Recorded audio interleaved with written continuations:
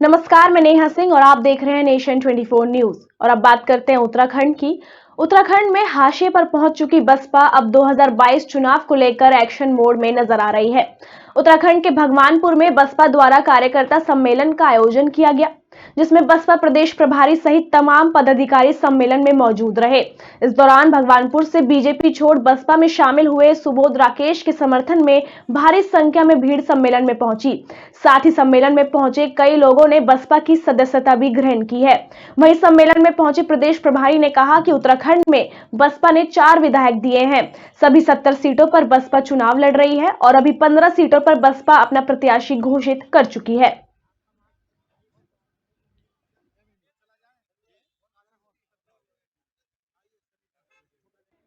जन सैलाब क्या कह रहा है? आप सही बताओ, ये जन सैलाब क्या कह रहा है? परिवर्तन चाहता। भाजपा और कांग्रेस को दोनों को देख लिया। इस बार बीएसपी की सरकार बनाना उत्तराखंड स्टेट की जनता चाहती है कि इस बार जो है बीएसपी की सरकार। और मैं विश्वास के साथ नहीं, ये जन सैलाब आप देख लो। मैं ये आप लोगों से गुजारिश कर रहा हूँ कि सही मायने में इस जनता को दिखा देना। बस संचालन होता है, मंच होता है, मंच का संचालन संचालक के हाथ में होता है, लेकिन आज इस कार्यक्रम में इतना जन सैलाब उमड़ा है कि सारी व्यवस्था जनता के हाथ में आ गई। कोई व्यवस्था सिस्टम ऐसे नहीं चला जो मंच पे बोलने वाले लोग चलाना चाहते थे। इतना भीड़ यहाँ पर थी, इतना जन सैलाब यहाँ पर था। मैं बहुत बहुत अभिनंदन और स्वागत आप लोगों के माध्यम से अपनी सम्मानित सर्व समाज के लोगों का करता हूँ जो इतनी बड़ी तादाद में यहाँ पर आशीर्वाद देने सुबोध राकेश को। जहां विधानसभा चुनाव का 2022 का बिगुल बज चुका है, वहीं दूसरी ओर एक ही परिवार के 2 अलग-अलग पार्टियों के दिग्गज नेताओं में जमलेबाजी का अखाड़ा शुरू हो गया है। फिलहाल दोनों ही नेता एक दूसरे पर आग में घी डालने का काम कर रहे हैं। भगवानपुर में एक दिन शुरू हुए बसपा कार्यकर्ता सम्मेलन को मौजूदा विधायक ममता राकेश ने बसपा कार्यकर्ता सम्मेलन को चुनावी रैली कहते हुए कहा कि एक चुनावी रैली थी जो पूरी तरह से विफल रही। और पिछले कुछ दिनों से जिस तरीके से सुबोध राकेश मुस्लिम समाज में जाकर लोगों को बरगलाने का काम कर रहे थे और साथ ही साथ मुस्लिम समाज की अनदेखी की जा रही थी, इस तरह की बयानबाजी को आज मुस्लिम समाज ने पूरी तरीके से नकार दिया। इस सम्मेलन में मुस्लिम समाज के चंद लोग ही नजर आए।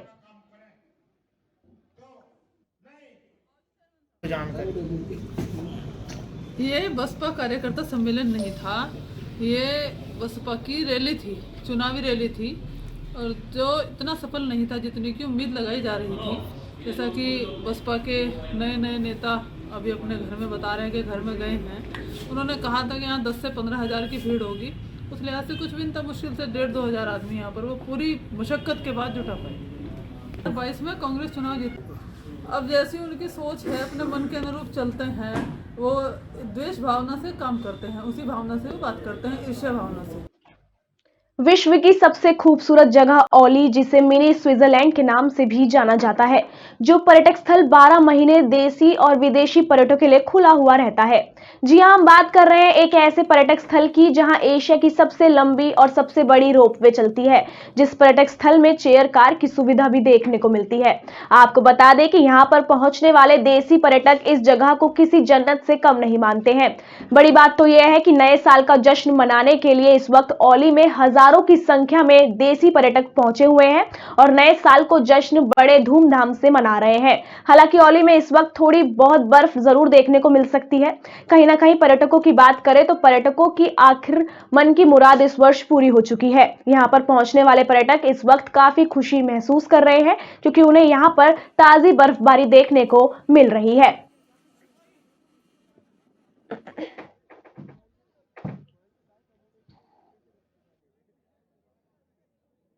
तो बहुत हैं, लेकिन हमारी जो कैपेसिटी है 1200-1300 लोगों की, तो हम उसी को ले पा रहे हैं। बाकी लोग पैदल जा रहे हैं, लेकिन काफ़ी टूरिस्ट बढ़ा है औली में।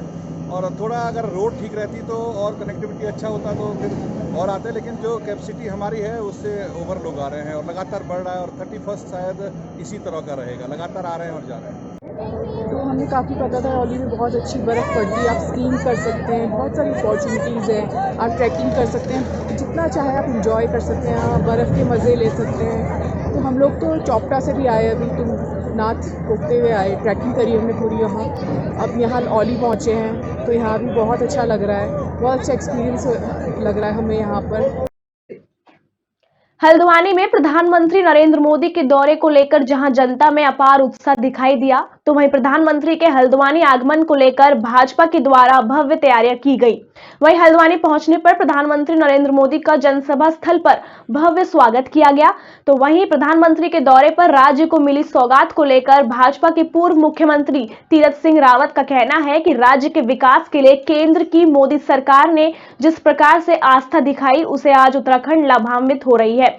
हल्द्वानी के लिए 2000 करोड़ की राशि प्रधानमंत्री द्वारा यहां के इंफ्रास्ट्रक्चर के लिए दी गई है और 17,500 करोड़ की योजनाओं का लोकार्पण और शिलान्यास उनके द्वारा किया गया है।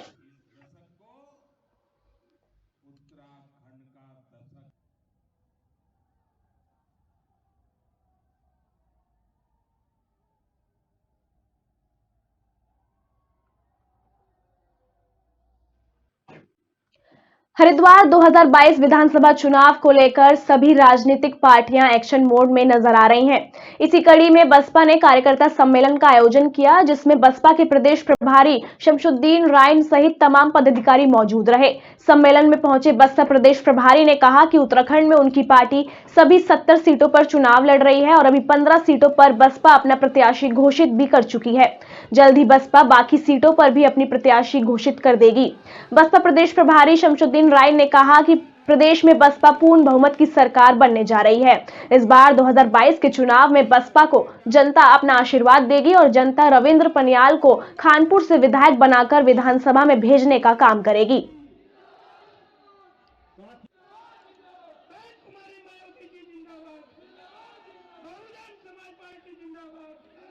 बीएसपी सरकार बनाने जा रही है, देख लेना। तो क्या सर इसमें जो अनहोनी को होनी कर दे, इसी का नाम बहुजन समाज पार्टी के नेता बहन कुमारी। ये देखना नहीं है, कोई भीड़ बुलाई हुई नहीं थी, एक भाई की भीड़ थी। ये सब लोग अपने दिलों से और अपने व्यवहार से अपने हम लोग इन लोगों के बीच में जो परमानेंट के दिलों में बसने का काम करते हैं, उनका लाड प्यार से आशीर्वाद देना आई थी। ये धन्यवाद रैली थी बहन जी की, जो बहन जी ने हमें आशीर्वाद दिया है। उसके उसमें हमारे प्रदेश के प्रभारी, प्रदेश अध्यक्ष सब आए थे, तो उनका ये धन्यवाद रैली का इन लोगों ने अपने आप ही कार्यकर्ताओं ने बहन जी का धन्यवाद। लक्सर के मुबारकपुर में तोल काटा न चलने से नाराज भाकियू अबामवता ने चीनी मिल परिसर में गन्ना प्रबंधक का घेराव कर नारेबाजी और हंगामा किया। आरोप लगाया कि मिल की मनमानी ने किसान गेहूं नहीं बो पाए हैं। डीसीओ हरिद्वार ने 2 दिन के भीतर कांटे पर तोल शुरू करने का भरोसा देकर उन्हें शांत किया। आपको बता दें कि भारतीय किसान यूनियन के राष्ट्रीय महासचिव नितिन नीलू के साथ काफी संख्या में पदाधिकारी और किसान लक्सर चीनी मिल पहुंचकर गन्ना प्रबंधक के कार्यालय में जा घुसे। उन्होंने गन्ना प्रबंधक पवन ढींगरा को घेर कर हंगामा और नारेबाजी शुरू कर दी। उनका कहना था कि मिल हर साल मुबारकपुर गाँव में गन्ना का तोल कांटा लगाता है। इस बार भी पेराई सत्र शुरू होने से पहले कांटा लगा था, पर 3-4 दिन बाद से कांटा बंद पड़ा है। हमारे गांव का क्रय केंद्र जो चल चुका था, वो इन्होंने बीच में राजनीतिक दबाव में आकर वो बंद करा दिया। हम उसे चलवाने के ही इच्छा से आए हैं और डीसीओ साहब ने उसके लिए आदेश भी कर रखा है, पर मिल प्रबंधन अपनी ढिंगामस्ती करते हुए ये चलाने के लिए तैयार नहीं है। अब आगे क्या कदम होगा? बस आगे का ये है, अगर ये नहीं मानते हैं, चाहे डीसीओ का धरना देना पड़े, चाहे हमें मिल में देना पड़े, हम धरना देंगे। और अगर नहीं मानेंगे तो यहाँ से भूख हड़ताल पर बैठना पड़े। हम हड़ताल से तैयार रहेंगे लड़ने के लिए। पिछले 1 महीने से इसी ढींगा मस्ती में मिल प्रबंधन के लिए और डीसीओ के लिए आज चल जाएगा, कल चल जाएगा, कांटा खुदवा देते हैं, वहाँ से अपना आदमी मंगा लेते हैं। वहाँ का गन्ना किसान इतना परेशान है कि वो अपने गन्ने को आग लगाने के लिए तैयार बैठा है। हमारी भारतीय किसान यूनियन अम्बावता इसका हर तरीके से विरोध कर रही है। आज इसीलिए इनका घेराव किया गया। आज जो भी अगर हल निकलता है तो ठीक है, नहीं उसके बाद जो है मिल में धरना भी दिया जाएगा और शासन प्रशासन के सामने भी इस बात को उठाया जाएगा। अब खबर लक्सर से है, जहां चुनावी रणभेरी बजने के साथ ही जनप्रतिनिधियों के खिलाफ भी मोर्चा शुरू हो गए हैं। भाजपा के लक्सर से विधायक संजय गुप्ता के खिलाफ सैनी समाज ने मोर्चा खोल दिया है। राष्ट्रीय सैनी महासभा के जिलाध्यक्ष डॉक्टर त्रिवेश सैनी और भगीरथी सैनी महासभा संरक्षण जगदीश प्रसाद सैनी तथा वरिष्ठ भाजपा नेता रकमपाल सैनी ने लक्सर में सैनी समाज की बैठक ली। बैठक में लक्सर के मौजूदा भाजपा विधायक संजय गुप्ता पर व्यक्तिवादी परिवारवादी सोच रखकर 10 साल तक क्षेत्र की जनता को मूर्ख बनाने तथा सैनी समाज की पूर्ण उपेक्षा करने के आरोप लगाए। इन्होंने यह भी कहा कि सैनी ही अन्य समाज के लोगों में भी विधायक कब कारनामों से बेहद नाराजगी है। बैठक के बाद पत्रकारों से बातचीत करते हुए तीनों नेताओं ने कहा कि उन्होंने इस बार लक्सर सीट पर संजय का टिकट काटे जाने और यहां से सैनी समाज के किसी योग्य व्यक्ति को प्रत्याशी बनाने की मांग पार्टी हाईकमान से की है।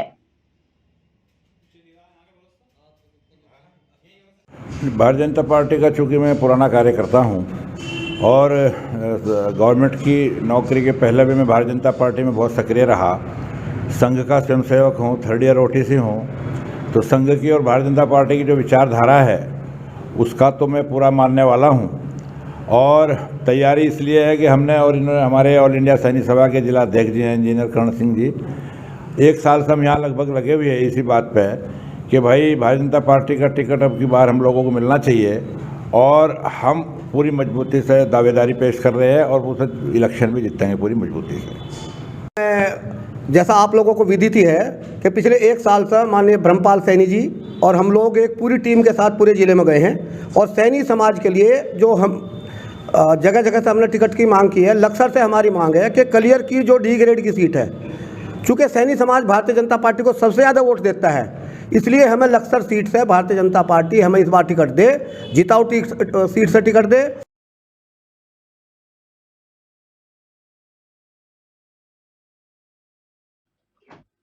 2 जनवरी को लक्सर में होने वाली पूर्व मुख्यमंत्री हरीश रावत और प्रदेश अध्यक्ष गणेश गोदियाल की रैली की पार्टी कार्यकर्ताओं ने तमाम तैयारियां पूरी कर ली हैं। रैली आयोजक वरिष्ठ कांग्रेस नेता कुशलपाल सैनी, संजय सैनी और रविपाल सैनी ने लक्सर में पत्रकारों से वार्ता करते हुए बताया कि रैली मुख्यतः माता सावित्रीबाई फूले की जयंती पर आयोजित की गई है। इसमें वैसे तो सर्व समाज के लोग आएंगे, लेकिन खासतौर पर सैनी समाज इसमें बढ़ चढ़ कर शिरकत करेगी। रैली इस तरह से ऐतिहासिक होगी। आयोजकों ने कहा कि इस बार प्रदेश में कांग्रेस की हवा बह रही है। जनता बीजेपी में से मुक्ति और कांग्रेस के हाथों में प्रदेश की सत्ता सौंपना चाहती है। समय रखा है जबकि एक ऐसा माहौल चल रहा है चुनाव का, तो ये रैली जो है हमारी ये जनसभा ये भी तय करेगी कि इस क्षेत्र में सैनी समाज का कितना प्रभुत्व है और हम पार्टी को भी ये संदेश देना चाहते हैं ताकि यहाँ पर सैनी समाज के व्यक्ति को पार्टी टिकट देकर उसको यहाँ पर। देखिए, ये जो रैली हम सफल बनाने के लिए प्रयास कर रहे हैं, इसमें ये माता सावित्रीबाई फूले के जन्मदिन के शुभ अवसर पर हम इसका आयोजन कर रहे हैं और मैं समझता हूँ कि समाज की सभी लोग इसमें बढ़ चढ़ करके हिस्सा ले रहे हैं और ज़्यादा से ज़्यादा संख्या में पहुंच करके रैली को सफल बनाने का आह्वान हम सब लोगों ने किया और जनता में उत्साह देख करके हमें लग रहा है कि बिल्कुल रैली सफल होगी। धन्यवाद। सम्मेलन को लेकर के सैनी समाज में बहुत उत्साह है, चूँकि माता सावित्रीबाई जयंती सम्मेलन के रूप में हम ये सम्मेलन मना रहे हैं। काफ़ी दिनों से समाज के लोगों की ये इच्छा थी और माननीय हरीश रावत जी को उन्होंने अवगत कराया, तो माननीय हरीश रावत जी ने और गणेश गोदियाल जी ने मुख्य अतिथि के रूप में इसमें पहुंचने का निर्णय लिया। जहां एक और चुनावी सरगर्मियां बढ़ने लगी हैं, तो वहीं सभी राजनीतिक दल सक्रिय हो गए हैं। वहीं 2022 के विधानसभा चुनाव को लेकर भाजपा लगातार मोर्चों के सम्मेलन करने में लग गई है। झबरेड़ा विधानसभा में आज भाजपा द्वारा अनुसूचित सम्मेलन किया गया, जिसमें भाजपा नेता खजान दास ने शिरकत की। वहीं इस मौके पर झबरेड़ा पहुंचे भाजपा नेता खजान दास ने अनुसूचित जाति के वोटरों को लुभाने के लिए कहा कि केंद्र और राज्यों ने अनुसूचित समाज को मजबूती दी है। वहीं खजान दास ने कहा कि भाजपा अनुसूचित वर्ग को आगे बढ़ाने का कार्य कर रही है, वहीं अनुसूचित समाज को उनके सम्मान में बराबर की भागीदारी भी दे रही है।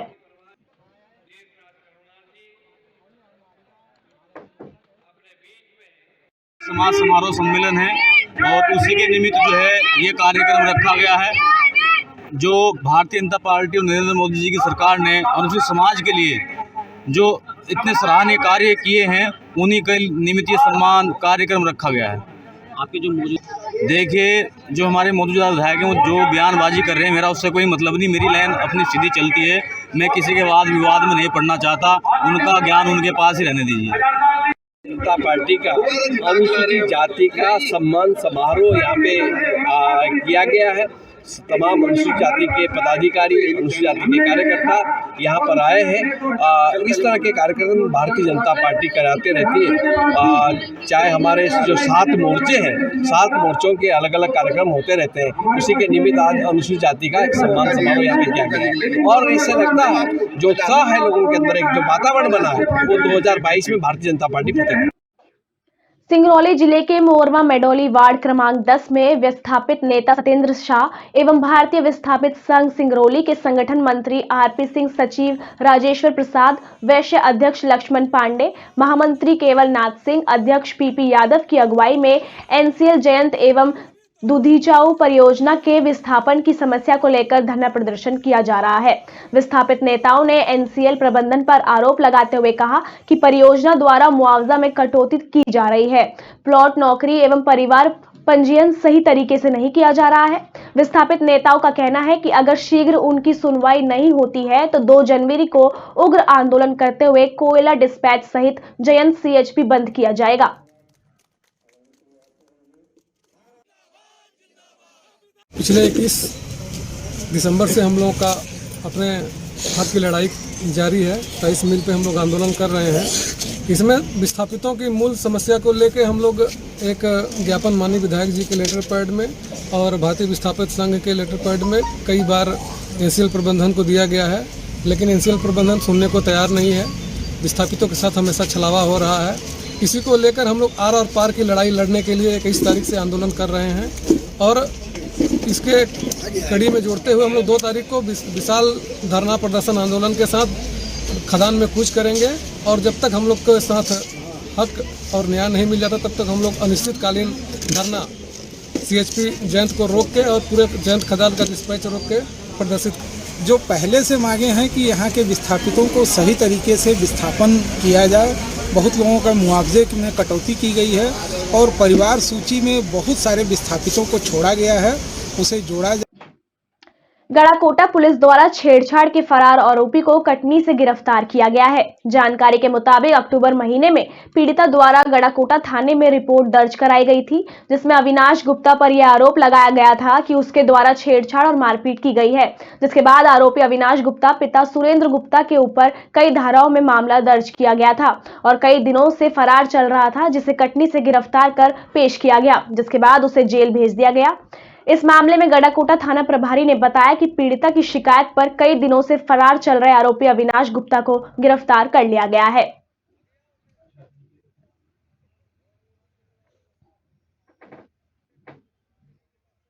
ये अक्टूबर के महीने में पीड़िता जो यहाँ पर नर्स की सेवा करती है शासकीय अस्पताल में, इसके द्वारा अक्टूबर के महीने में आरोपी अविनाश गुप्ता के विरुद्ध छेड़छाड़ करने, मारपीट करने संबंधी रिपोर्ट की गई थी, जिस पर से आरोपी के विरुद्ध प्रकरण थाना गड़ाकोटा में पंजीबद्ध किया गया था और विवेचना की गई थी, जिसमें पीड़िता के कथन भी लिए गए थे। इसके उपरांत लगातार आरोपी की तलाश पताराशी के प्रयास पुलिस द्वारा किए जा रहे थे, किंतु आरोपी का तक पुलिस नहीं पहुंच पा रही थी। आज गड़ाकोटा पुलिस को उसमें आरोपी को पकड़ने में सफलता प्राप्त हुई है, जिसमें आरोपी अविनाश गुप्ता पिता सुरेंद्र गुप्ता निवासी कैमूर कटनी को बालाघाट और मंडला जिले की सीमा पर स्थित विश्व विख्यात कान्हा नेशनल पार्क का आनंद लेने देश विदेश के पर्यटक यहां आते हैं। फिर फिल्मी कलाकार कैसे पीछे रह सकते हैं। इसी कड़ी में फिल्म अभिनेता सुनील शेट्टी सफारी का आनंद लेने और नए साल का जश्न मनाने अपने परिवार और इष्ट मित्रों के साथ मुक्की पहुंचे। सफारी का लुत्फ उठाने के बाद सुनील शेट्टी ने चर्चा में बताया कि यहां आकर उन्हें गजब की अनुभूति हुई। यहाँ के प्राकृतिक नजारे अद्भुत है।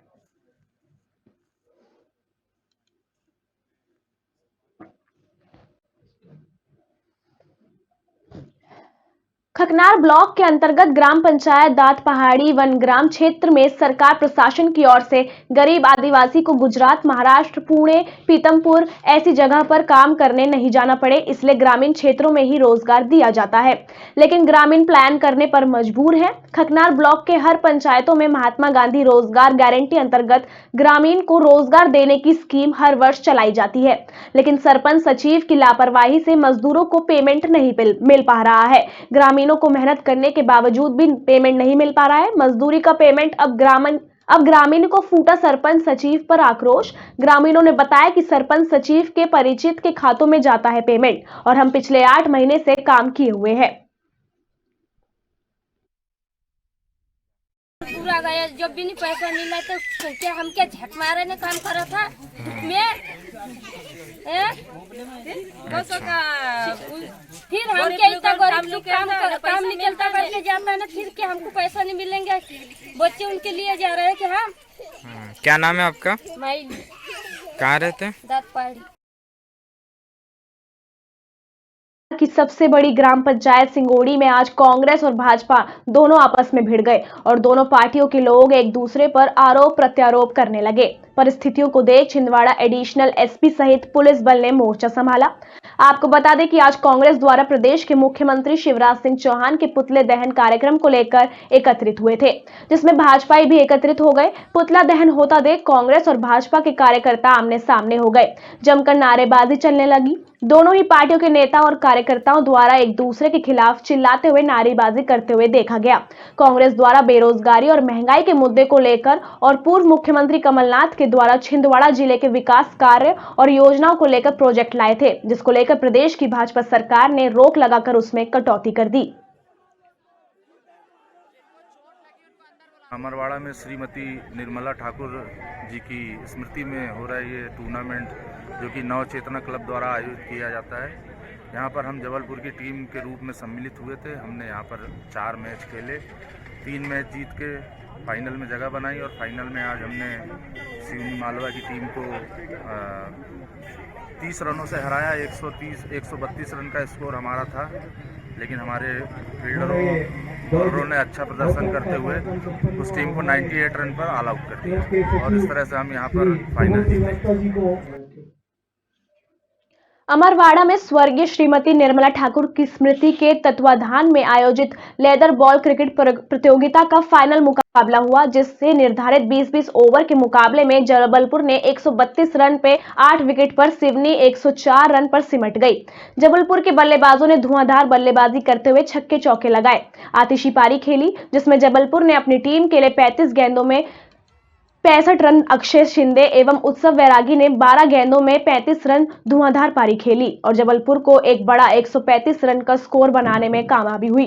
132 रन का पीछा करते हुए सिवनी की टीम 104 रन पर सिमट गई। जबलपुर की बखूबी गेंदबाजी में संदीप अतुल कुशवाहा ने 3-3 विकेट, उत्सव बैरागी तिरोसर ने 2-2 विकेट लेकर सिवनी को 104 रन में ही समेट दिया और जबलपुर ने जीत हासिल की। 1 मिनट।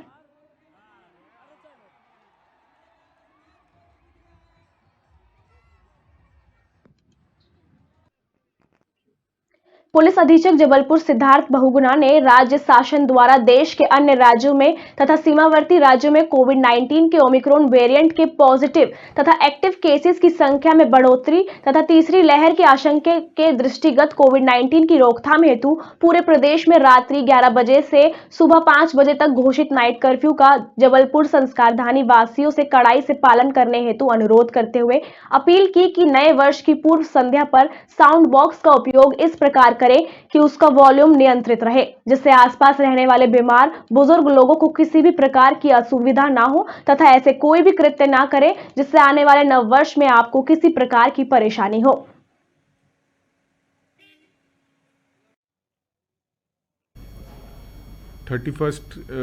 की रात न्यू ईयर्स ईव पे पुलिस द्वारा व्यापक व्यवस्था जो है वो लगाई जाएगी, जिसमें कि सुनिश्चित किया जाएगा किसी प्रकार का कोई हुड़दंग ना हो। इस संबंध में कहना चाहूँगा कि थानों में पहले ही जितने भी होटल, रेस्टोरेंट, रिजॉर्ट्स, इन सब की बैठक हो चुकी है, जिसमें उनको कोरोना कर्फ्यू जो रात में 11 से प्रातः 5 बजे तक लागू रहता है, उसके संबंध में उनको अवगत करा दिया गया है और उनको सख्त निर्देश दिए गए हैं कि वो इसका पालन करें।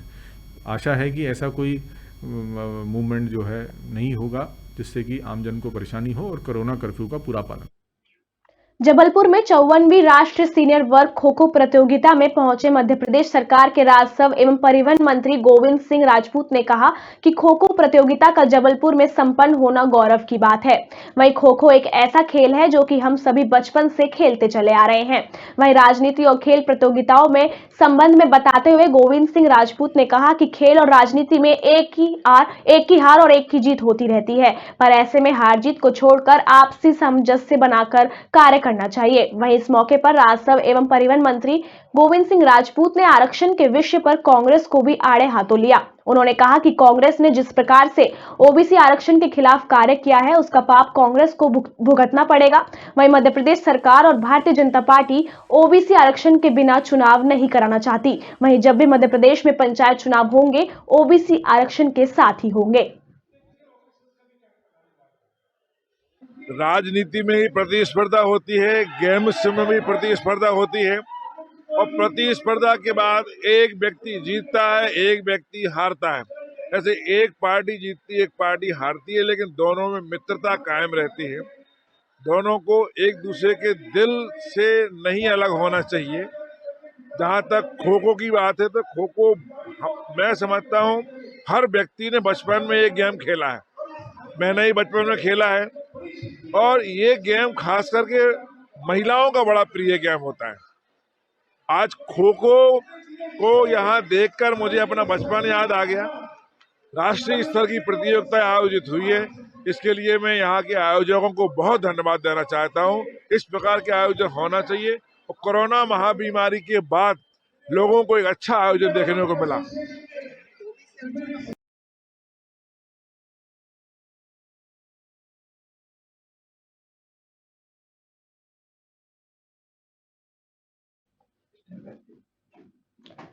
बरेली में गृह मंत्री अमित शाह के आज आगमन के उपलक्ष्य में आयूब खां चौराहे पर, जहां पर गृह मंत्री अमित शाह का स्वागत करने के लिए भारतीय जनता पार्टी कार्यकर्ताओं ने मंच बनाया था, वहां पर एक शख्स ऐसा मिला जो कि अपनी आपबीती का बखान एक बैनर लेकर कर रहा था। उसके पिता शाहजहांपुर में MAS में सरकारी नौकरी पर कार्यरत थे। उनके गुजर जाने के बाद नौकरी उसे ही मिलनी थी, लेकिन कई साल गुजरने के बाद उसको नौकरी नहीं मिली। इसी पीड़ा से सरकारी दफ्तरों के चक्कर काट काट कर उसे कोई असर नहीं दिखा तो उसने मीडिया को अपनी पीड़ा सुनाने लग गया। उसने सोचा कि गृह मंत्री अमित शाह आ रहे हैं और अधिकारी सारे नेता मौजूद होंगे, शायद मेरी यहां पर पीड़ा सुन ली जाए।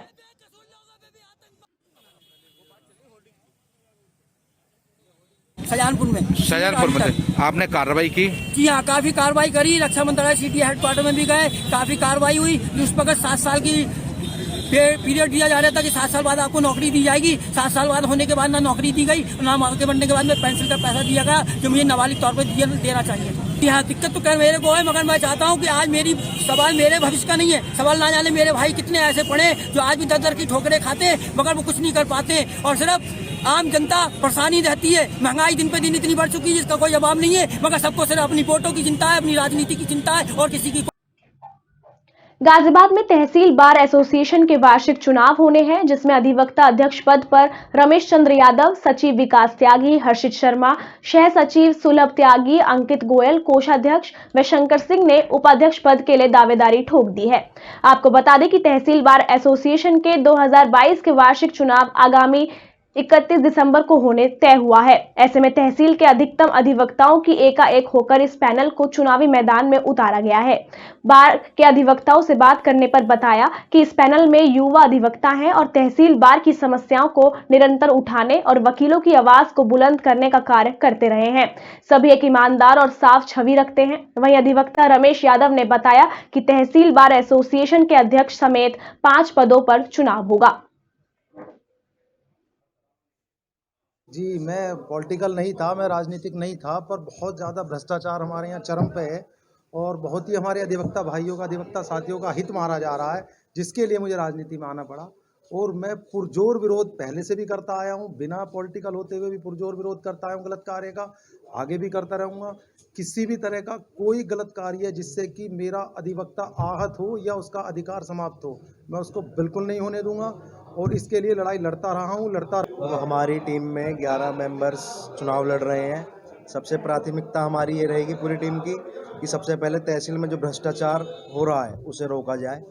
और दूसरी प्राथमिकता हमारी होगी, यहाँ पे नेटवर्क इशू बहुत ज़्यादा है। अभी भी आप देख रहे होंगे यहाँ भी नेटवर्क नहीं आ रहे हैं। सबसे प्राथमिकता यही रहेगी कि नेटवर्क का इशू जो है उसे सुधार किया जाए और नेटवर्क लोगों को बातचीत में संपर्क करने में समाधान। ये हमारे विरोध में अध्यक्ष के विरोध में 3 लोग हैं, मतलब 2 लोग हैं, तीसरा मैं हूँ और बाकी सचिव और अन्य पदों पर एक। कन्नौज में मशहूर इत्र निर्माता और सपा एमएलसी पम्मी जैन सहित मलिक मियां के कारखाने और घर पर इनकम टैक्स टीम ने छापा मारा है। टीम पहले इत्र नगरी के मणई स्थित मालिक मियां की फर्म मोहम्मद आयूब मोहम्मद याकूब पहुंची। थोड़ी ही देर में एक टीम छिपट्टी स्थित पम्मी जैन के घर पहुंच गई। टीम के साथ कोतवाली पुलिस व महिला पुलिस भी मौजूद थी। सुबह सुबह अचानक पड़े छापे से इत्र नगरी में हड़कंप मच गया। पम्मी जैन सपा के बड़े नेताओं में गिने जाते हैं।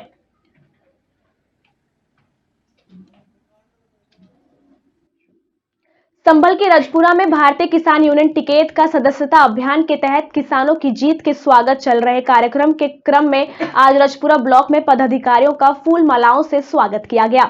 इसी क्रम में प्रदेश प्रमुख महासचिव श्री ब्रजेंद्र सिंह यादव और जिला अध्यक्ष शंकर सिंह यादव का कार्यकर्ताओं द्वारा नोटों के हार और फूल मालाओं से जोरदार स्वागत किया गया। किसानों की जीत के बाद किसानों की भारतीय किसान यूनियन टिकैत के प्रति निष्ठा बढ़ गई है। बैठक में 3 जनवरी को जिला मुख्यालय पर होने वाले ऐतिहासिक आंदोलन की तैयारियों की समीक्षा की गई और आंदोलन को सफल बनाने की रणनीति पर चर्चा की गई। प्रदेश प्रमुख महासचिव विजेंद्र सिंह यादव ने कहा कि 21 दिसंबर को जिला अधिकारी संभल को चकबंदी विभाग की लापरवाही और स्वास्थ्य विभाग में व्याप्त भ्रष्टाचार को लेकर और आवारा पशु बिजली विभाग द्वारा किसानों पर फर्जी मुकदमे दर्ज सहित कई मांगों को लेकर ज्ञापन दिया, लेकिन अभी तक कोई कार्रवाई नहीं हुई। इसीलिए अनिश्चितकालीन आंदोलन का निर्णय लिया गया है।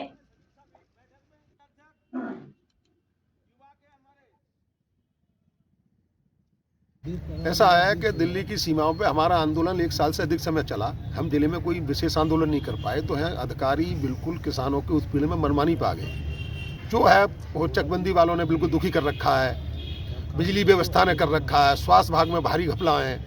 इन सब मांगों को लेकर हमने जिलाधिकारी संभल के लिए ज्ञापन दिया था 10 दिन पहले, और उन्हें हमने 15 दिन का टाइम दिया था कि इन समस्याओं का 15 दिन में निराकरण करें और हमें दिखाएं कि भाई इनमें क्या कार्रवाई हुई। लेकिन जिला प्रशासन ने अभी तक हमारे उस ज्ञापन पर कोई संज्ञान नहीं लिया है। मजबूरी हम बहुत बड़ा ऐतिहासिक आंदोलन 3 जनवरी को जिला मुख्यालय जनपद संभल का जो बैजू में स्थित है उस पर करेंगे, और वो आंदोलन हमारा ऐसा होगा। हम वही समीक्षा बैठक कर रहे हैं, जो हमारे ट्रैक्टर टोली जो सब आएंगे, सब अपनी छब्बा के बढ़िया रुकने के हिसाब से खाने दाने के साथ आएंगे, और जब तक समस्याओं का निराकरण नहीं होगा आंदोलन जारी रहेगा। स्वच्छ बनेगा फरीदाबाद अभियान के तहत आज गांव में विधायक राजेश नागर ने क्षेत्र में कई जगह स्वच्छता अभियान में हिस्सा लिया। इस अभियान के तहत विधायक ने जगह जगह जाकर गंदगी के ढेरों को जेसीबी और सफाई कर्मचारियों की सहायता से हटवाया और उसके बाद उस खाली पड़ी जगह पर पेड़ लगाकर सौंदर्यकरण को बढ़ावा दिया। इस मौके पर नगर निगम के ज्वाइंट कमिश्नर सहित इलाके के गणमान्य लोग मौजूद रहे। विधायक ने बताया कि अभियान पूरे फरीदाबाद में जगह जगह पर बड़ी जोरों से चलाया जा रहा है और मौके पर विधायक ने लोगों से अपील की कि इस अभियान को सफल बनाने के लिए लोगों के सहयोग की बहुत आवश्यकता है और यदि भारत को स्वच्छ बनाना है तो हमें स्वच्छता सर्वेक्षण अभियान का हिस्सा बनना होगा।